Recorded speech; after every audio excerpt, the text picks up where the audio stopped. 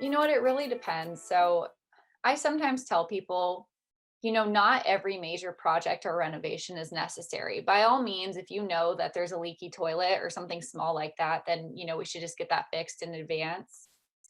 But it always just depends. Sometimes if, for example, the roof is kind of older, but there's no issues with it, then usually we'll recommend that sellers leave something like that because there's not necessarily a current issue with it. So it really just depends, and it's not always worth it to do kitchen renovations either. That's usually the best bang for your buck in terms of return on investment.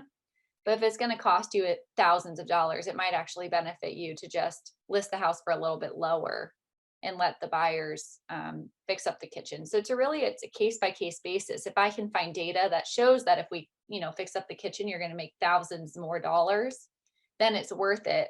But a lot of times it's a very individualized situation and it depends on the house and the neighborhood. And, you know, there's a lot of factors that go into it. So it really depends. The two projects I think are always almost worth it are paint and either replacement or cleaning, because those two things are not very expensive and they make a pretty big impact. What about like outdoor things? I mean, we talk about curb appeal.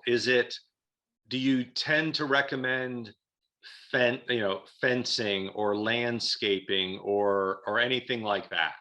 I probably wouldn't do anything that costs too much. So fencing is really expensive. So I probably wouldn't recommend something like that. But things that are simple, like power washing the front if there's growth, or planting some flowers out front, those are little things that can make a big difference. And I definitely think they're worth it.